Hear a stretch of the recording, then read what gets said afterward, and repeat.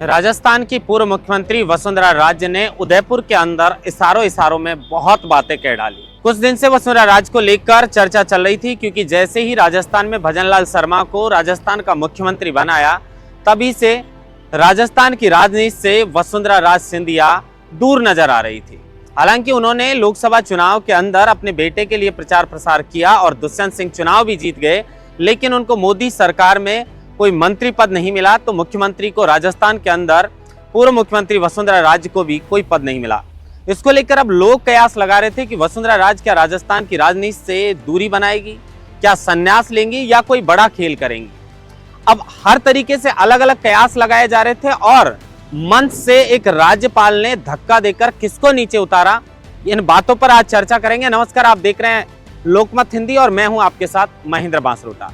उदयपुर के अंदर विशिष्ट सम्मान समारोह में शिरकत करने के लिए पहुंची राजस्थान की पूर्व मुख्यमंत्री वसुंधरा राजे सिंधिया, लेकिन पहुंचने के बाद उन्होंने वहां पर जो बोला, उनके एक एक शब्द पर अगर गौर करेंगे तो पता चलेगा कि आने वाले समय में राजस्थान की राजनीति में बड़ा भूचाल आ सकता है। मंच पर भाजपा के पूर्व नेता प्रतिपक्ष गुलाब चंद कटारिया और असम के जो राज्यपाल हैं वर्तमान में, वो भी मौजूद थे। इसी के दौरान जब वसुंधरा राजे सिंधिया को मंच पर बोलने का मौका मिला तो उन्होंने पूरी भड़ास निकाल डाली। वसुंधरा राजे इस बात से नाराज हैं कि उनको राजस्थान की राजनीति से पूरी तरह दूर कर दिया है, लेकिन शायद अब उनकी बातों से लग रहा है कि वसुंधरा राजे सिंधिया चुप बैठने वाली नहीं है, क्योंकि उन्होंने मंच से जो बात कही, वसुंधरा राजे सिंधिया ने कहा कि जिन लोगों को हमने उंगली पकड़ पकड़ कर राजनीति की एबीसीडी सिखाई है, मतलब राजनीति में चलना सिखाया है, आज वही हमारे खिलाफ है। क्या कहना चाहती हैं वसुंधरा राजे? बहुत सारी बातें कही, लेकिन कुल मिलाकर जो भी बातें वसुंधरा राजे सिंधिया ने बोली हैं, वो इस वजह से बोली हैं कि उनको राजस्थान की राजनीति में कोई पद नहीं मिला, तो उनके बेटे को मोदी सरकार में कोई पद नहीं मिला। वसुंधरा राजे सोच रही थी कि राजस्थान की राजनीति से उन्हें दूर कर दिया, लेकिन हो सकता है कि दुष्यंत सिंह को मोदी कैबिनेट में कोई मंत्री पद मिल जाए, लेकिन ऐसा नहीं हुआ। अब वसुंधरा राजे की बातें उससे ऐसा लग रहा है कि वसुंधरा राजे सिंधिया कुछ राजस्थान के अंदर बड़ा कर सकती हैं। कुछ लोग कह रहे हैं कि वसुंधरा राजे सिंधिया अगर उन्हें कुछ पार्टी वापस इज्जत नहीं देती है तो वसुंधरा राजे सिंधिया पार्टी छोड़ अपनी नई पार्टी बना सकती हैं या फिर कहीं और जा सकती हैं।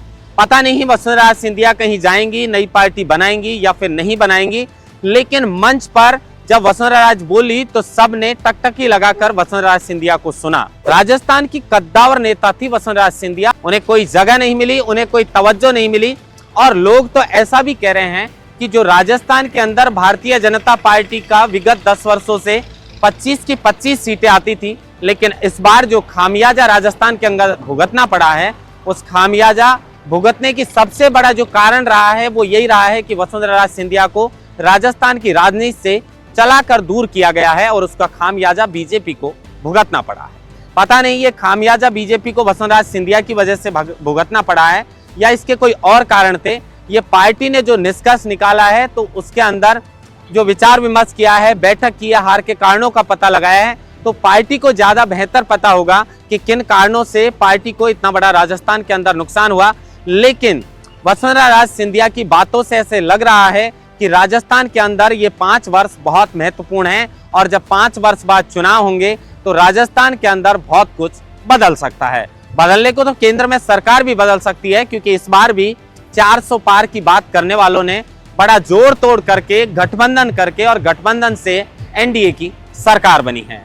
दूसरी तरफ एक तस्वीर ऐसी आई जहां पर पूर्व जो भाजपा के नेता प्रतिपक्ष गुलाब चंद कटारिया, वर्तमान में जो असम के राज्यपाल हैं, उन्होंने मंच पर, असम के राज्यपाल ने मंच पर एक जो कार्यकर्ता था, बुजुर्ग कार्यकर्ता कह सकते हैं, वो वसुंधरा राजे सिंधिया को माला पहनाने के लिए आ रहा था। कार्यकर्ताओं ने उसे रोका, उसने कहा कि मैं वसुंधरा राजे सिंधिया को माला पहनाना चाहता हूं, लेकिन जब वो नहीं रुका बुजुर्ग कार्यकर्ता, तो वसुंधरा राजे सिंधिया के बगल में बैठे थे गुलाब चंद कटारिया, और गुलाब चंद कटारिया वहां से उठकर आते हैं और हाथ पकड़कर और मंच से उस बुजुर्ग कार्यकर्ता को नीचे उतार दिया जाता है। अब कोई भी हो, लेकिन इस तरीके का बर्ताव वो भी बीजेपी के कद्दावर नेता रहे गुलाब चंद कटारिया, और जो वर्तमान में असम के राज्यपाल हैं, उन्होंने इस तरीके का बर्ताव किया। क्या इस तरीके का बर्ताव ठीक है? ये तो दर्शक कमेंट बॉक्स में ही बताएंगे कि एक कार्यकर्ता का मंच पर इस तरीके से अगर उसके साथ बर्ताव किया जाता है तो वो सही है या गलत, क्योंकि वो सिर्फ वसुंधरा सिंधिया का स्वागत करने के लिए, उनका अभिवादन के लिए और उन्हें माला पहनाने के लिए आ रहा था। कोई गलती नहीं थी, लेकिन उन्हें नीचे उतार दिया गया। कुल मिलाकर अब राजस्थान की राजनीति में भारतीय जनता पार्टी के अंदर भी खलबली मच चुकी है और हार का जो ठीकरा है वो एक दूसरे नेता एक दूसरे के ऊपर फोड़ रहे हैं। अब पार्टी ने जो बैठक की है और जो हार के कारणों का पता लगाया है, उसके अंदर किसका जो है हार के कारणों में सबसे बड़ी भूमिका रही है। पार्टी तो ये भी कह रही थी कि भरतपुर में जो हार हुई है, भरतपुर के अंदर भजनलाल शर्मा वहां के मुख्यमंत्री बनाए गए, उसके बाद भी हार हुई है। कुछ लोग कह रहे हैं राजेंद्र राठौड़ होने के बाद लंबी राजनीति में सक्रिय रहे हैं, आज भी सक्रिय हैं। पहले वो खुद चुनाव हारते हैं और फिर लोकसभा चुनाव के अंदर पार्टी चुनाव हार जाती है। तो क्या बीजेपी के अंदर बड़ा सवाल यह है कि आने वाले समय में, आने वाला जो वक्त है वो भारतीय जनता पार्टी के लिए राजस्थान में कैसे रहने वाला है और उपचुनाव के अंदर भारतीय जनता पार्टी का कैसे प्रदर्शन रहता है, ये बड़ी बात है और इसका इंतजार रहेगा। और इंतजार इस बात का भी रहेगा कि वसुंधरा राज सिंधिया जिस तरीके के बयानबाजी अब कर रही हैं, जिस तरीके की वो बात कर रही हैं, जैसे वो कह रही हैं कि जिन लोगों को उंगली पकड़कर चलना सिखाया वही हाथ काटने का प्रयास करते हैं, ये इशारा किस तरफ है और इस इशारे के बाद वसुंधरा राज सिंधिया क्या कुछ कदम राजस्थान के अंदर उठा सकती हैं। देश और दुनिया की तमाम खबरों के लिए देखते रहिए लोकमत हिंदी। महेंद्र बांसरोटा, लोकमत हिंदी, जयपुर।